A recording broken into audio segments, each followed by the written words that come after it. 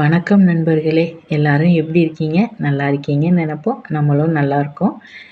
கள்ளக்குறிச்சி மாவட்டம் சங்கராபுரம் தாலுக்கா தென்பெண்ணை ஆற்றின் வடகரையில் அமைந்துள்ள ஒரு பழமையான விஷ்ணு தலத்தை தாங்க இப்போ நம்ம பார்த்துக்கிட்டு இருக்கிறோம். இந்த திருக்கோயில் வந்து ஸ்ரீரங்கத்துக்கு முந்தைய காலத்து கோயிலாக கருதப்படுதுங்க. அது மட்டும் இல்லைங்க, பிரம்மாண்டமான 27 அடி உடைய பெருமாளுங்க இங்கே வந்து தொடர்ச்சியாக நட திறந்து தாங்க இருக்கும். பகலில் வந்து கோவில் வந்து சாத்துறது இல்லைங்க. பெருமாள் வந்து ஸ்ரீ ரங்கநாத சுவாமி, தாயார் வந்து ஸ்ரீ ரங்கநாயகிங்க. நிறைய சிறப்புகள் பழப்பெருமையும் உடையதாங்க இந்த திருக்கோயில். ஓம் நாராயணாய வித்மகே வாசுதேவாய தீமகி தன்னோ விஷ்ணு பிரச்சோதயாத். பெருமாள் திருநாமம் ரங்கநாதர்.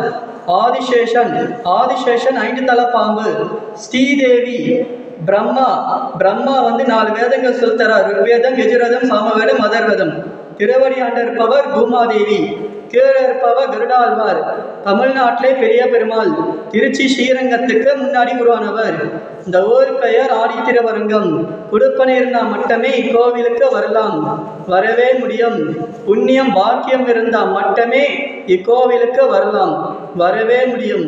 உத்தியோகம், விவாகம், புத்திரா பாக்கியம், படிப்பு, வேலை, திருமணம், குழந்த பாக்கியம் எதுவாக இருந்தாலும் வேஷ்டி புடவை சாத்தலாம், வேண்டிக்கலாம். சன்னதி காலை 6 மணி முதல் இரவு 8 மணி வரை தொடர்ந்து சேவிக்கலாம். மத்தியானம் மூட மாட்டோம். சேவகாந்தாய கல்யாணம் நிடேத்தினாம் ஸ்ரீ வெங்கட நிவாசாய ஸ்ரீனிவாசாய மங்களம். இந்த பெருமாள் வந்து நவபாஷ்ண பெருமாள். மச்சவதாரத்தில் செஞ்ச மூலிகை பெருமாள். 9 மூலிகான உருவானது. 27 ஃபீட், 27 அடி, 2000 இயர்ஸ் ஓல்டு டெம்பிள். 2000 வருஷம் பழமையான கோவில். தாயார் மந்திரம் கூட சொல்லிடும். ஓம் ரங்கன ஓம் மகாதேவிச்ச விக்மகே விஷ்ணு பட்னேச்ச தீமகி தன்னோ லக்ஷ்மி பிரச்சோதயாத். மூலவ திருநாமம் ரங்கநாயகி தாயார், உற்சவ திருநாமம் ரங்கவல்லி தாயார். ரங்கநாதருக்கு மனைவி, நமக்கு தாய். இவதான் லட்சுமி, இவதான் மகாலட்சுமி. 2 யானை இருப்பவ கஜலட்சுமி. சோமுகன் அப்படிங்கிற அசுரன் வந்து 4 வேதங்களையும் பிரம்மதேவன்கிட்ட இருந்து பறிச்சுக்கிட்டு கடலுக்கு அடியில் போயிட்டு ஒளிஞ்சிக்கிறாங்க.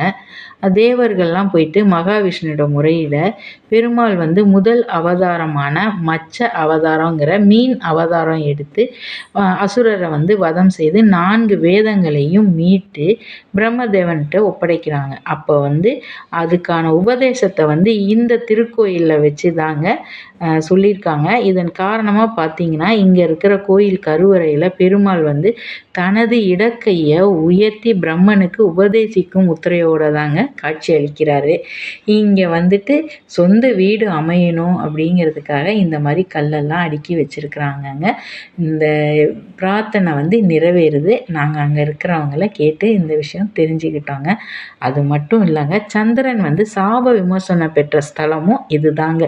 27 மனைவியர்களில் ரோஹிணிகிட்ட அதிக அன்பு காட்டியதால் மற்ற மனைவியரோட சாபத்துக்கு ஆளாகி தன்னோட அழகையும் ஒளியையும் சந்திரன் வந்து இழந்துறாரு. அப்போ நாரத முனிவரோட அறிவுரைப்படி இங்கே இருக்கிற தீர்த்தத்தில் நீராடி பெருமானை நோக்கி தவம் செய்து வரம் பெற்று தன்னுடைய ஒளியை சாப விமர்சனம் பெற்றதா இங்கே இருக்கிற ஒரு புராண கதையும் உண்டுங்க.